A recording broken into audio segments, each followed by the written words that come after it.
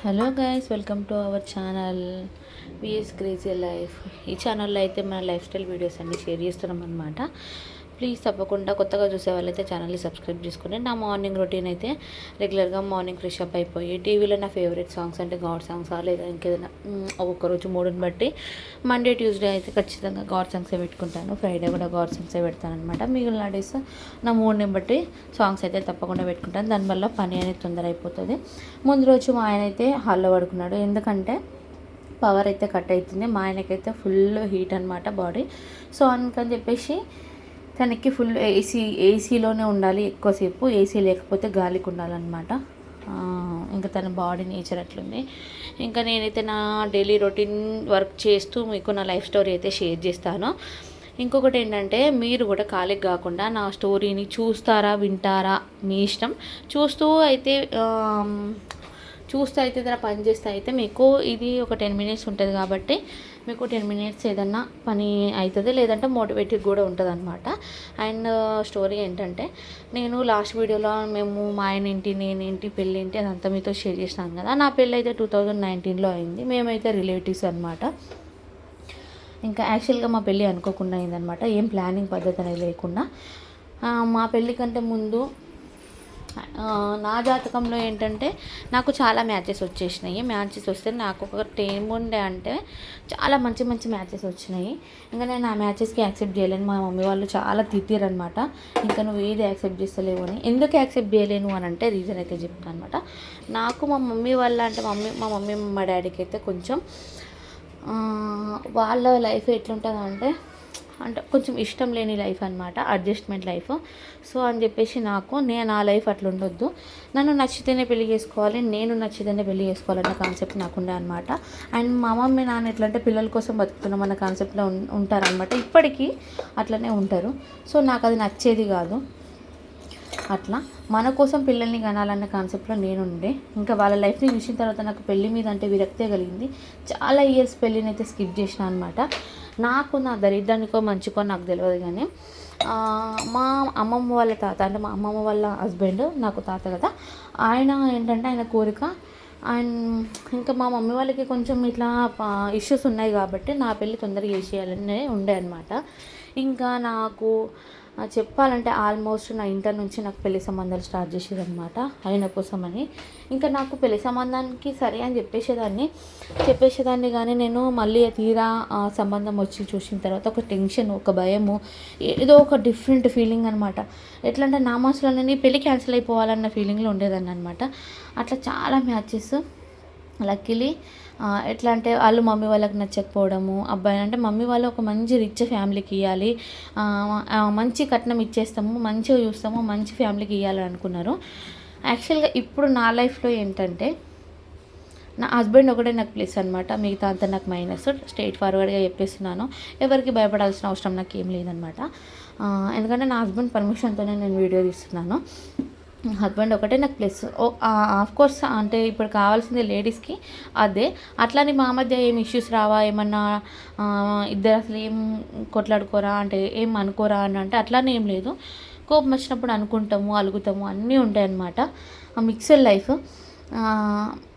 Life అట్లనే మనకి ఎప్పుడు ఒకటే లవ్లీగా ఏదో అట్లా ఉన్నా కూడా మనకు లైఫ్ బోరింగ్గానే ఉంటుంది అనమాట.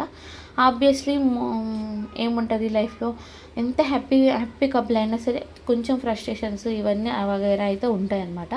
సో ఆ రకంగా చెప్పాలంటే నా హస్బెండ్ నాకు ప్లస్ అనమాట. అండ్ మా ఆయన అయితే ఎట్లా అంటే రిలేటివ్. నాకు 3-4 ఇయర్స్ మ్యాచెస్ చూసారు, నేను ఏది యాక్సెప్ట్ చేయలేదు. కొన్ని మ్యాచెస్ వల్ల నేను చాలా ఇంట్లో తిట్లు పడడం కూడా జరిగిందనమాట.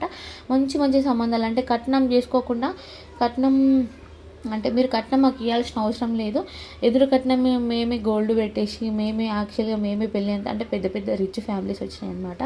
నాకు ఒక భయం ఏంటంటే చేసుకుంటాను, బట్ ఆ మనిషి ఇప్పుడు చేసుకుంటాడానికి ముందు ఎవరితో ఏం ఎఫైర్స్ లేవని ఏం నమ్మకము. నెక్స్ట్ థింగ్ వాళ్ళు మనల్ని యాక్సెప్ట్ చేస్తారా అంటే ఏదో ఇంకా నేను చెప్పలేకపోతున్నాను కానీ ఒక రకమైన ఫియర్ అనమాట. ఆ ఫియర్తో నేను పెళ్ళంటే ఒక భయంతోనే నేను చాలా స్కిప్ చేసేదాన్ని. చాలా వరకు స్కిప్ చేసేదాన్ని. సెకండ్ థింగ్ ఇంకొక రీజన్ కూడా ఉంది. అట్లనే నా ఫియర్ కావడానికి అదంతా నాకు పెళ్ళంటే ఇంట్రెస్ట్ లేకపోవడానికి మేబీ అది కూడా ఒక రీజన్ ఏమో. ఎందుకంటే అందరూ ఒక సంబంధం, నా ఫ్రెండ్స్ కానీ నా రిలేటివ్స్ కానీ ఏజ్ చాలా చిన్నది ఉంటుంది. అది కూడా తప్పే అండి. చాలా చిన్న ఏజ్లో ఏదో టెంప్ట్ అయిపోయి ఏదో ఫీలింగ్స్ కోసము లేకపోతే ఏదో క్షణిగా అంటే అంత తొందరలో పెళ్లి చేసేసుకోవడం అనేది కూడా చాలా తప్పు నిర్ణయం అనమాట. క్రష్ ఫీలింగ్స్తోని ఒక అట్రాక్షన్తో పెళ్ళి అయితే చేసుకోవద్దు. అంటే లవ్ అని కాదు, అరేంజ్లో కూడా పెళ్లి చూపులు ఒకటి రాగానే ఇంకా ఫస్ట్ పెళ్లి చూపులు కానిచ్చేద్దామన్న కాన్సెప్ట్లో ఉంటారనమాట. అట్లా అస్సలు ఉండొద్దు. ఆ తెలివి ఎవరి దగ్గర ఉండాలంటే మన లేడీస్ దగ్గర ఉండాలన్నమాట. ఎవరైతే అమ్మాయి ఉందో ఫ్యామిలీని ఒప్పించుకోవాలి ఫస్ట్ థింగ్. ఎట్లా అంటే నాకు ఇప్పుడే వద్దు, లేకపోతే నేను ఇంకా నాకేం తొందర లేదు అని చెప్పేసి తొందర లేదు, లేకపోతే నేను వెయిట్ చేస్తాను, నాకేం ప్రాబ్లం లేదు, లేదంటే నాకు ఇట్లాంటి క్వాలిటీస్ కావాలి, నాకు ఇట్లాంటి ప్రాబ్లం ఉందని నేను చెప్పిన క్వాలిటీస్ మా మమ్మీ వాళ్ళకైతే అర్థం కాకపోయేది. అంటే అంటే అందరు పెళ్లి చేసుకునే వాళ్ళు అట్లనే ఆలోచిస్తారా, అందరు పెళ్లి చేసుకుంటలేరా, అట్లా కాన్సెప్ట్లో మాకు చాలా ఆర్గ్యుమెంట్స్ జరిగినాయి అనమాట. నేనైతే మా మమ్మీకి అర్థమైంది నా ఫీలింగ్, మా నాన్న అయితే అర్థం చేసుకోకపోయేది. అంటే ఎట్లా అంటే నేను ఎక్స్ప్లెయిన్ చేసేదాన్ని, నీకు నాన్నకి ఇట్లా ఇష్టం లేకుండా పెళ్ళి అయిపోయింది, మీ ఇద్దరు గొడవ పడుతున్నారు, లేకపోతే అవతల పర్సన్ మంచోడన్న నమ్మకం నాకేముంది, నాకు ఆ ఫీలింగ్ వస్తలేదు అండ్ పెళ్ళంటే ఇంట్రెస్ట్ వస్తలేదు, అట్లా అవన్నీ మా మమ్మీకి ఎక్స్ప్లెయిన్ చేసేదాన్ని. తను కొంచెం అప్పుడప్పుడు తిట్టినా కానీ తర్వాత అర్థం చేసుకునేదనమాట. అండ్ నాకు ఈ పెళ్ళి ఇంట్రెస్ట్ లేకపోవడానికి ఇంకొక రీజన్ కూడా ఉందన్నమాట. మా ఇంట్లో మా మమ్మీ వాళ్ళు మా నానమ్మ సైడ్ నుంచి ఏం జరిగిందనంటే మా మా మా నానమ్మ మా నాన్నని వదిలేసి యాక్చువల్గా మా మమ్మీ వాళ్ళ పెళ్ళప్పుడు ఏంటంటే టోటల్ ఫ్యామిలీ అంతా బాగుండేది.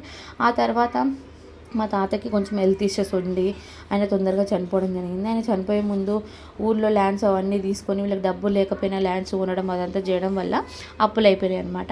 మా మమ్మీ పెళ్ళి తర్వాత ఏమైందంటే దానివల్ల వాళ్ళకి ఇష్యూస్ వచ్చి ఆ అప్పుల భారం అంతా మా మమ్మీ పైన పడి మా మమ్మీకి మా తాత హెల్ప్ చేసి, అంటే అమ్మమ్మ వాళ్ళ తాత అదంతా ల్యాండ్ తాత తీసేసుకొని అదంతా మమ్మీ పేరు మీద చేయడం వల్ల అంటే యాక్చువల్గా తప్పు మా నాన్నమ్మ వాళ్ళది.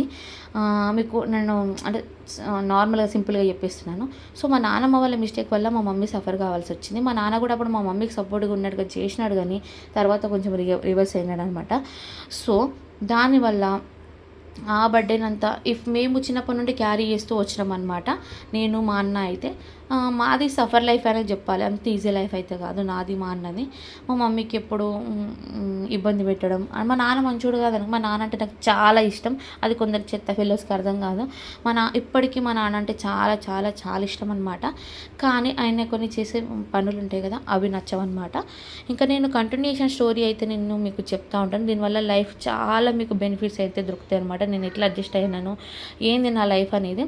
ఇంకా నేను డైలీ రొటీన్లో నా పూజ అయిపోయింది, మార్నింగ్లో రొటీన్లో ఇదంతా చేసుకున్నాను. ఇప్పుడు ఏంటంటే పెళ్లి వరకు టాపిక్ మా ఆయనకు నాకు ఎట్లా సంబంధం కుదిరింది అనేది నెక్స్ట్ వీడియోలో అయితే మీకు కంటిన్యూషన్ చేస్తాను అనమాట.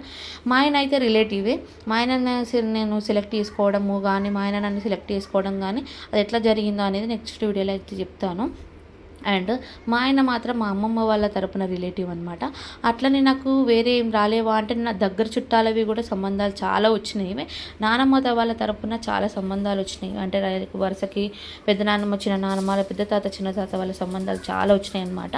బట్ నాకేం కాన్సెప్ట్ ఉండాలి, నేను మమ్మీకి భరోసాగా ఉండాలి, నాన్న సైడ్ వాళ్ళని చేసుకోవద్దని ఒక చెప్పాలంటే కొన్నిసార్లు వీళ్ళతో మాటలు పడినప్పుడు అటు సైడు వాళ్ళకి అంటే వీళ్ళకి మమ్మీకి సపోర్ట్గా ఉంటుందని ఇటు సైడ్ రావడం నేను మిస్టేక్ చేసినా అని అనిపిస్తుంది అనమాట.